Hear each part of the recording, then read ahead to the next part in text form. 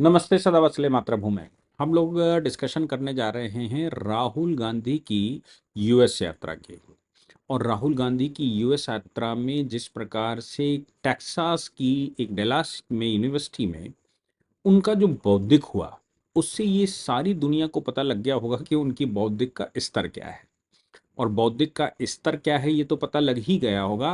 राष्ट्रवादिता क्या है, कितनी है, ये भी पता लग गया होगा। दो तीन जो महत्वपूर्ण विषय हैं जो उन्होंने बोले, वो तो संज्ञान में मैं समझता हूं हमारे सबके आए हैं सुबह से, चूंकि कल का उनका भाषण है।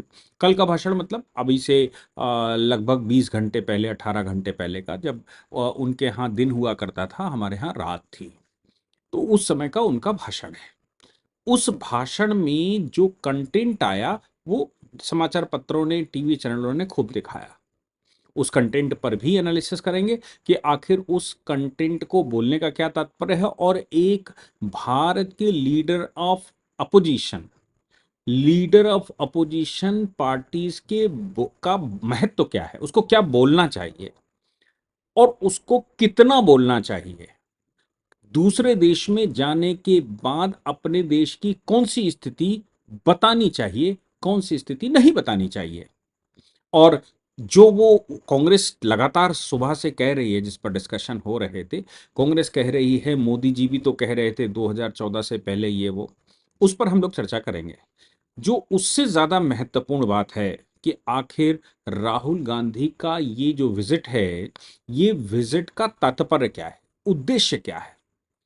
क्या अपने बीवी बच्चों से मिलने का उद्देश्य है, मतलब अपने परिवारिकजनों से, जिस प्रकार से ब्लिट्स, बांग्लादेश का ब्लिट्स जो है, वो उसका जो राइटर है या संपादक है, वो क्लेम कर रहा है कि बच्चे हैं, कि बच्ची है, कि पत्नी है, कि बच्चे हैं, जो जो भी। मैं चूंकि ऑथेंटिकेटेड डेटा अपने पास नहीं है, इसलिए उस पर कोई बात कह नहीं सकता। हाँ, वो लोग कह रहे हैं, तो कहीं उनसे मिलने का उद्देश्य है और उसके पैरेलल मीटिंगें कर रहे हों, ताकि लोगों को ये एहसास हो कि वाकई में राहुल गांधी वहां पर इंडियन डायस्पोरा से मिलने गए हैं, वो बाकी लोगों से जो उनके घर खानदानी हैं उनसे मिलने नहीं गए। एक तो ये है। दूसरी ये है कि समय आ गया है कि यूएनओ की बैठक होने जा रही है। यूएनओ की जो एनुअल मीटिंग होती है, उसमें इस बार एस जयशंकर जाने वाले हैं। और मोदी जी, ऐसा कहा गया है कि मोदी जी नहीं जाएंगे। तीसरा उद्देश्य ये है, मतलब ये दूसरे में ये भी हो सकता है कि एस जयशंकर से पहले ही वो माहौल बना दिया जाए कि यूएस के अंदर प्रोटेस्ट वगैरह खड़े हो जाए। हालांकि संसार के 150 सिटीज में, 150 सिटीज में जो बंगाल की घटना हुई, और बंगाल में कोलकाता की जो रेजिडेंट डॉक्टर के साथ विभत्स घटना हुई, उसको लेकर पूरे विश्व में प्रदर्शन हुए हैं। और मजे की बात यह है कि उस विषय पर राहुल गांधी को याद ही नहीं है कि कोलकाता में रेजिडेंट डॉक्टर के साथ, 31 वर्षीय रेजिडेंट डॉक्टर के साथ कितनी भीभत्स हत्या और बलात्कार का कांड हुआ। ये राहुल गांधी को शायद सूचना मिल नहीं पाई, इसलिए वो दुनिया में कहीं भी घूम रहे हैं या देश में भी घूम रहे थे, उसके विषय में उनके मुंह से आधा शब्द नहीं निकला, दही जमा हुआ है। सुप्रीम कोर्ट भी, आज भी सुप्रीम कोर्ट ने संज्ञान लेते हुए कहा, और जो नई नई चीजें सामने निकल कर आ रही हैं, वो नई नई चीजें, की लड़की की अर्धनंग अवस्था में डेड बॉडी मिली थी। और जो लोग वहां पर गए थे, जैसे सुप्रीम कोर्ट ने, तुषार मेहता ने कहा सुप्रीम कोर्ट में कि साहब, हम किस पर विश्वास करें, जिसको अर्धनंग बॉडी मिली थी, मतलब कपड़े, छिछड़े हुए कपड़े थे और कपड़े उतार कर फेंके गए थे, और उन उसने फॉरेंसिक किया, और साथ में क्या माना जाए कि जब डेड बॉडी का पोस्टमार्टम हुआ, तो उसके कपड़े, जो फटे हुए आधे कपड़े थे, वो कपड़े सीज नहीं किए गए, पंचनामे के साथ भी सीज नहीं किए गए। इनके क्या मतलब लगाए जाने चाहिए कि कपड़ों पर कहीं सीमन मिलने की, सीमन ट्रेस होने की संभावना थी, और पुलिस भी वैसा कर रही है। इन विषयों पर राहुल गांधी को शायद पता नहीं है, और संज्ञान भी उनके नहीं है कि आखिर ये विषय भी देश में चल रहा है। पूरे बंगाल में 750 से ऊपर अस्पताल स्ट्राइक पर हैं, डॉक्टर्स स्ट्राइक पर हैं। पूरे बंगाल में ये विषय बना हुआ है कि डॉक्टर स्ट्राइक पर रहेंगे, बहुत बड़ी आबादी मृत्यु को प्राप्त हो रही, क्योंकि इलाज नहीं हो पा रहा है। और स्ट्राइक पर इसलिए हैं क्योंकि इंसाफ नहीं हो पा रहा है। वेस्ट बंगाल सरकार कॉपरेट नहीं कर रही है। वेस्ट बंगाल की सरकार इन्वेस्टिगेशन का डेटा नहीं दे रही है। वेस्ट बंगाल की सरकार सीआईएसएफ को कस्टडी नहीं दे रही। ये विषय राहुल गांधी को पता नहीं। लेकिन जो तीसरा सबसे बड़ा विषय मैंने बताया, पहला बताया कि भाई बीवी बच्चों बच्चों से कुछ जानने वालों से मिलने गए हैं और पैरेलली ये दिखा रहे हैं, तो दिखने का दांत दूसरा और खाने का दूसरा। दूसरा कि यूएनओ की बैठक में एस जयशंकर जाने वाले हैं इस बार। मोदी जी नहीं, तो उनको लगा कि मोदी जी को तो हम टैकल नहीं कर पाते हैं, तो एस जयशंकर से पहले ही कहीं वहीं कहीं खोद दिया जाए। और तीसरा जो सबसे बड़ा महत्वपूर्ण विषय है कि आज से 12 दिन बाद, यानी कि 22 सितंबर को मोदी जी की यूएस विजिट होने वाली है। यूएस विजिट में 2 दिन वो वहां पर रहेंगे। इंडियन डायस्पोरा के बीच में वो आग्रह करेंगे, भारत में आइए, इन्वेस्टमेंट करिए, भारत का सहयोग करिए, टेक्नोलॉजी भारत में लेकर आइए। और भारत में मोदी जी मतलब सरकार क्या क्या कर रही है और भारत इन्वेस्टमेंट के पर्पस से कितना उपयुक्त स्थान है, भारत की ग्रोथ बताने वाले हैं, लोगों को आकर्षित करने का प्रयास करने वाले हैं कि भाई आइए और भारत आइए, भारत में अपने दोस्तों को भी विजिट करवाइए तो टूरिज्म बढ़े, टेक्नोक्रेट्स को विजिट करवाइए, इंडस्ट्रियलिस्ट को विजिट करवाइए। जो हिंदुस्तानी लोग वहां पर रह रहे हैं वो साल में एक बार भी अगर 10 दिन के लिए भारत में आते हैं तो क्या वो 2-3 लोगों को भारत में विजिट करवा सकते हैं, अपने बॉस को, इंडस्ट्रिस्ट को, इन्वेस्टर्स को, इनको। ये मोदी जी इंडियन डायस्पोरा के साथ करने वाले हैं और ये बताने वाले हैं और लगातार बता ही रहे हैं कि 2014 से पहले का जो भारत में माहौल था, जिसमें लोगों को डर लगता था कि क्यों भारत में इन्वेस्टमेंट किया जाए, वो उनके डर को खत्म कर रहे हैं।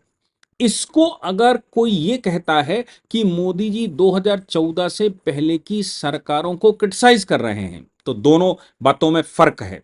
अमेरिकन प्रेसिडेंट भी विश्व के दूसरे कोनों में जाता है तो कहता है 70s में अमेरिका ऐसा था, लेकिन आज 2024 में अमेरिका ऐसा है। वो कहते हैं कि 2005 में ऐसा था, हम कमजोर थे, हमारे पास टेक्नोलॉजी नहीं थी, हमारे पास सामान नहीं था, और आज ऐसा है। तो आप आइए। तो बात यहां पर कोई भी संसार का टेक्नोक्रेट या राष्ट्रपति, प्रधानमंत्री जाता है और इन्वेस्टमेंट आकर्षित करता है तो वो कहता है टुडे, आज मेरा घर बहुत अच्छा हो चुका है, आज हमारे घर पर आइए तो वहां नाश्ता करते हैं।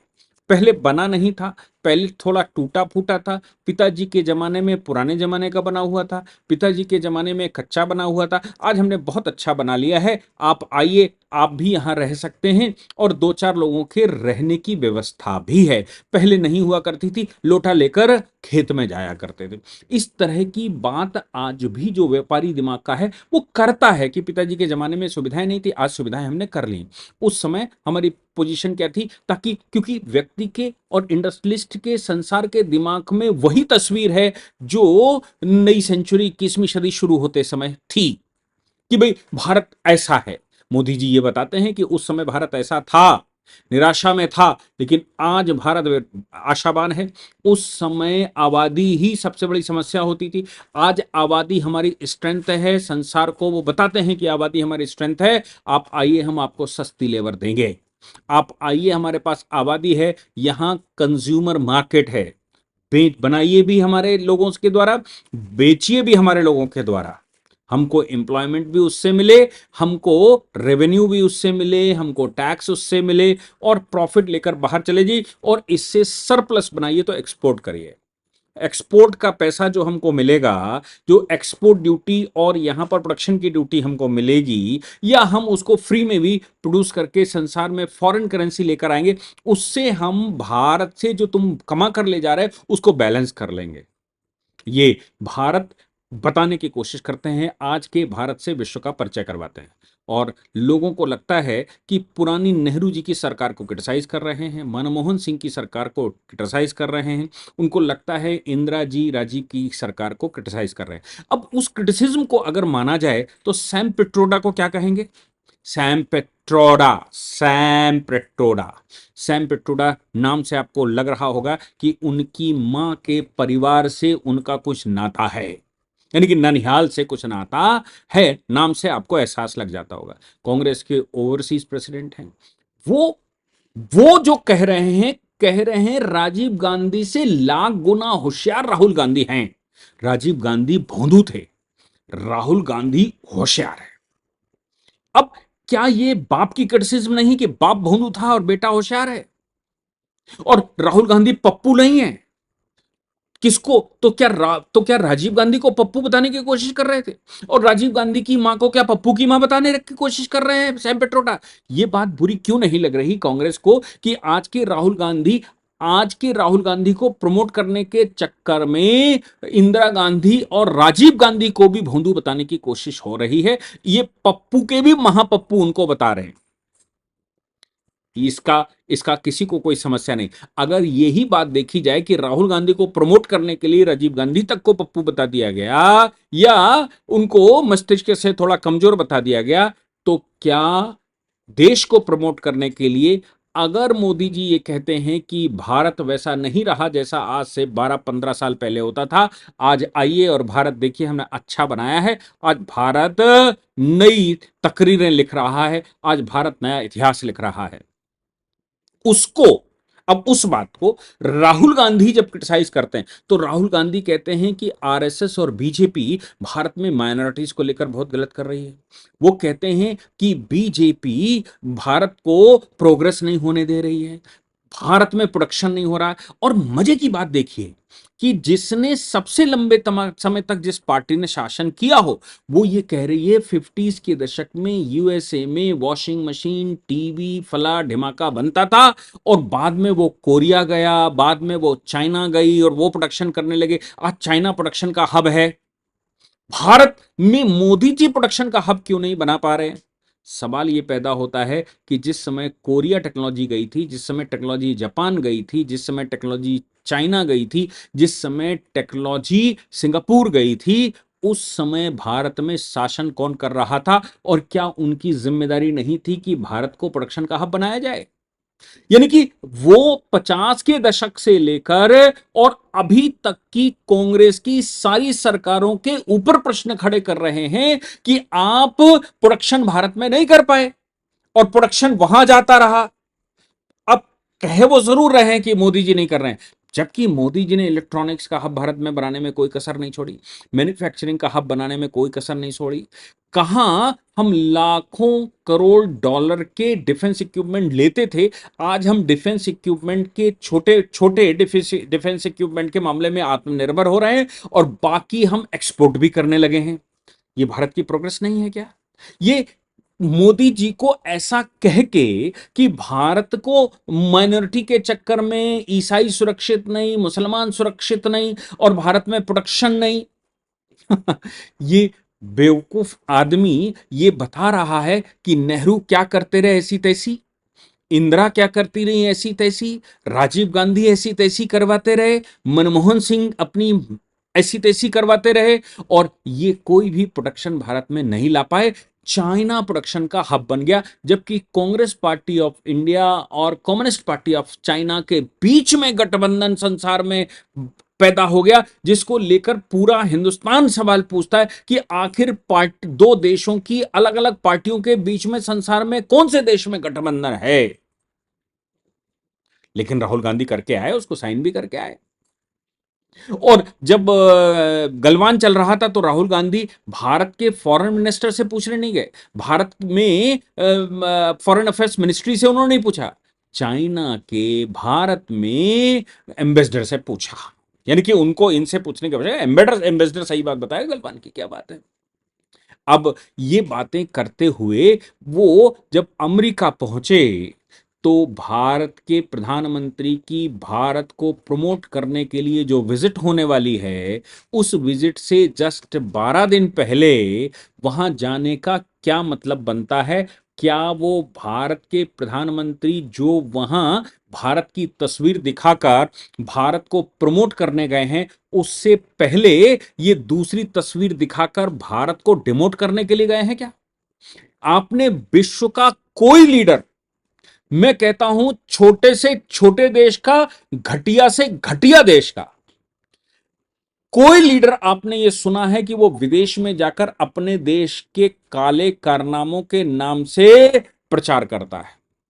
किसी देश में आपने सुना है कि आज भारत को प्रमोट करने, अपने देश को प्रमोट करने की बजाय जब वो लीडर ऑफ अपोजिशन किसी दूसरे देश में जाता है तो उस देश में भारत बहुत गंदा है, भारत बहुत खराब है, भारत में कुछ नहीं हो सकता, भारत में इन्वेस्टमेंट लाने का मतलब गलत हो जाएगा? क्या ऐसा कोई कहता है? भारत के प्रधानमंत्री की विजिट और उसमें नसाउ वेटरन मेमोरियल कोलिजियम की ये आइलैंड में, लॉन्ग आइलैंड में बैठक होने वाली है। उस बैठक को मेजर कम्युनिटी इवेंट के नाते प्रधानमंत्री जी न्यूयॉर्क में वो भाषण देने वाले हैं, बात करने वाले हैं। हजारों की तादाद में इंडियन अमेरिकन उसको अटेंड करने वाले हैं। भारत और भारत के प्रधानमंत्री वहां इंडियन डायस्पोरा और बायलेटरल रिलेशन को लेकर वार्ता करने वाले हैं ताकि अमेरिका की इंडस्ट्री भारत की तरफ आ सके, इन्वेस्टमेंट भारत की तरफ से आ सके। अमेरिका हमारा कम से कम सहयोगी बहुत बड़ा ना बने तो विरोधी भी ना बने। लेकिन वहां पर इंडियन डायस्पोरा में भारत के बहुत बड़ी चीजों को दिखाकर, भारत को बहुत गंदी तस्वीर दिखाकर क्या भारत को प्रमोट कर रहे हैं? मैंने कहा पीछे वो सैम पेट्रोडा राजीव गांधी को बोंदू बताकर इनको बहुत होशियार बताते हैं तो वो बाप की बेइज्जती नहीं है। लेकिन अगर मोदी जी की सरकार 2014 से पहले की भारत की दुर्दशा बताकर, आज की अच्छी पोजीशन बताकर आकर्षित करना चाहते हैं तो भारत दंगों से सुरक्षित नहीं है, ऐसा ऐसा राहुल गांधी कह रहे हैं। भारत सुरक्षित नहीं है ऐसा कहते हैं। आरएसएस का नाम खाली पीली, आरएसएस कोई पॉलिटिकल ऑर्गेनाइजेशन नहीं है, आरएसएस किसी पॉलिसी मेकिंग में पार्टिसिपेट नहीं करता, राष्ट्रीय स्वयंसेवक संघ का सरकार से कोई लेना देना नहीं है। उनकी विचार, राष्ट्रीय स्वयंसेवक संघ की विचार की सरकार बनती है, या जो राष्ट्रीय स्वयंसेवक संघ की शाखा के सदस्य रहते हैं, स्वयंसेवक रहते हैं, वो अगर कहीं प्रधानमंत्री बन जाते हैं, वो गृह मंत्री बन जाते हैं, वो मुख्यमंत्री बन जाते हैं, तो ये संघ उनको नहीं चला रहा। मेरा मानना है चलाना चाहिए, मेरा मानना है चलाना चाहिए, क्योंकि संघ के पास एक एक डेटा होता है, एक एक व्यक्ति का डेटा देश का है, एक एक कारोबार का डेटा है, एक एक इंडस्ट्री का डेटा है। चलाना चाहिए, सरकार को सलाह देनी चाहिए। और जिन बेवकूफों के दिमाग में यह बात बैठी है कि संघ के सरसंघ चालक आज अपने सभी संगठनों को बयान देकर किसी संगठन के पॉलिटिकल पार्टी के विरुद्ध चला जाता है तो वो अपने पैर पर कुल्हाड़ी मार रहे हैं, उनसे बड़ा बेवकूफ व्यक्ति नहीं पैदा हुआ। जो संघ को नहीं जानता उसको संघ पर बयान देने की आवश्यकता नहीं। तो राष्ट्रीय स्वयंसेवक संघ के विषय में राहुल गांधी कहते हैं जिनको संघ के विषय की जानकारी नहीं है, जो संघ को संघ का एबीसीडी नहीं जानते। संघ किसी से पैसे नहीं लेता, कोई फंडिंग लेता, कोई कारोबार नहीं करता, कोई इंडस्ट्री नहीं चलाता, कोई सरकार नहीं चलाता। अपने स्वयं सेवकों के मेहनत की कमाई से, गुरु दक्षिणा से संघ चलता है। और संघ में दसियों हजार लोग अपने घर परिवार को छोड़कर संत घोषित करते हुए अपने आप को, या संत परंपरा में जाते हुए प्रचारक बनते हैं, जो 24 घंटे देश की बात और काम करते हैं। केवल इतना जरूर है कि वो काम करते समय ना किसी को भड़काते हैं, ना किसी को तड़पाते हैं, ना किसी युद्ध की बात करते हैं, ना किसी आंदोलन की बात करते हैं। वो केवल और केवल इंफॉर्मेशन करेक्ट करने का काम करते हैं। और इंफॉर्मेशन करेक्ट अगर हो जाएगी देश में तो समाज स्वयं देश में परिवर्तन कर लेगा, राष्ट्र में परिवर्तन कर लेगा, ऐसा संघ का मानना है। संघ का मानना है कि स्वस्थ शरीर होगा तो शाखा में जाइए, व्यायाम करिए। संघ का मानना है कि खेलों के माध्यम से एक दूसरे के साथ आत्मीयता बढ़े, समता के आधार पर एक रूपता बने, और भारत माता की आराधना ध्वज लगाकर, भगवा लगाकर करें, जिस भगवा को रामायण काल में, महाभारत काल में और हिंदुस्तान के प्रत्येक काल में भगवा ही अग्रध्वज रहा है। उसको लगाकर भारत माता की स्तुति करना और अपने घर जाइए, और उसमें देश की समसामयिक समस्याएं और देश और दुनिया के विषय में जानकारी और कैसे करना, कैसे सोचना चाहिए, दृष्टि देना, यह संघ का काम है। अब ये दृष्टि ही विरोधियों को समस्या खड़ी इसलिए करती है क्योंकि विरोधी तमाम प्रकार के षड्यंत्र और षड्यंत्र करते हैं। उन षड्यंत्रों और षड्यंत्रों में वो पूर्ण रूप से सफल इसलिए नहीं हो पाते क्योंकि संघ का स्वयंसेवक एक दृष्टि रखता है परखने की, पहचानने की, जानने की। व्यक्ति को पढ़ना जानता है, उसका व्यक्तित्व निर्माण हो चुका होता है, और जिसका व्यक्तित्व निर्माण हो गया है वो न्याय करना सीख जाता है, वो पढ़ना लिखना समझना सीख जाता है। राहुल गांधी इस प्रकार की बात करके अपनी छवि को संसार के देशों में जो पढ़े लिखे लोग हैं उनके मन में भी क्या आता होगा कि किस प्रकार का व्यक्ति है और उसकी सोच कैसी है, ये क्या सोचता है, ये भारत की कैसी छवि प्रस्तुत करता है। संसार के प्रत्येक व्यक्ति, हिंदुस्तान के प्रत्येक व्यक्ति का क्या काम है? मेरा काम, मैं सरकार में नहीं हूं, मैं संगठन में नहीं हूं, मैं कोई पॉलिटिशियन नहीं हूं अभी तक। मेरा काम मेरे देश के प्रति है। मैं विदेश में जाऊं तो अपने देश को उठाकर खड़ा करने का प्रयास करूं। आप देश में जाएं, संसार में जाएं तो आप सभी लोग भारत की गंदी तस्वीर दिखाने के बजाय भारत बढ़े, भारत पढ़े, भारत चले, ऐसा प्रयास करेंगे। क्योंकि हमारा देश है, हमारा देश, हमारा घर अगर थोड़ा कमजोर है तो उसको अच्छा बनाएंगे, लेकिन उसकी बुराइयां बिल्कुल नहीं करेंगे, क्योंकि बुराइयां करने से मेरे और मेरे देश के प्रति एक विद्वेष भाव या अपमान का भाव पैदा होता है। इसीलिए विवेकानंद जी ऐसी परिस्थितियों में भी भारत में जब उतरे तो वो भारत की मिट्टी में लौट गए। लोगों ने पूछा ये क्या, तो उन्होंने कहा अपनी मिट्टी में लौट कर स्नान करने का आनंद ही कुछ और है। जब भगवान श्री राम लौट कर आए अयोध्या में तो आते ही उन्होंने कहा अपनी मातृभूमि की चरण रज में अगर मैं जाता हूं तो इससे ज्यादा बड़ा सौभाग्य हमारा क्या हो सकता है। भगवान राम ने अयोध्या में जाकर भी, जबकि वो स्वर्ण की लंका थी, लंका में जाकर भी अयोध्या की बुराई नहीं करी, अवध की बुराई नहीं करी। हमारा अवध बड़ा खराब है, तुम तो बड़े सोने की नगरी में रहते हो ना भाई। लेकिन राहुल गांधी मोदी जी की विजिट से जस्ट पहले भारत की छवि वहां खराब करने के लिए गए या भारत की छवि खराब करने का प्रयास कर रहे हैं, तो जो सुनने वाले स्टूडेंट्स हैं यूएस में भी या संसार में कहीं भी, वो कैसी छवि बनाते होंगे कि राहुल गांधी किस प्रकार की मिट्टी के बने हैं और उनकी सोच का दायरा क्या है। किसी कोई अंदाजा भी लगा सकता है राहुल गांधी की सोच का दायरा क्या है। और सैम पेट्रोडा कह रहे हैं नहीं भी, वो अगर प्रधानमंत्री होते, यंग प्रधानमंत्री 56 साल का होता तो बड़ा करता।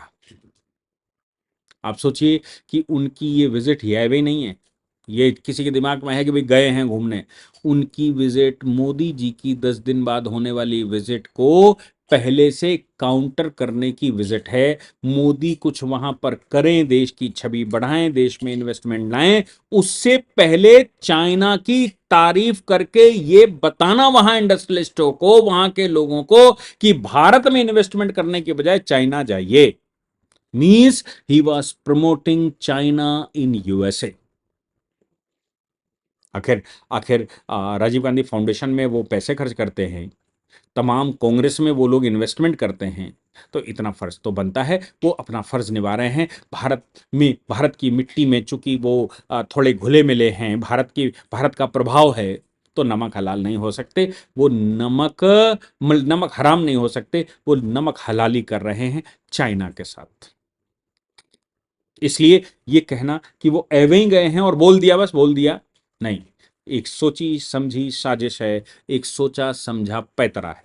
जय हिंद, जय भारत, वंदे मातरम।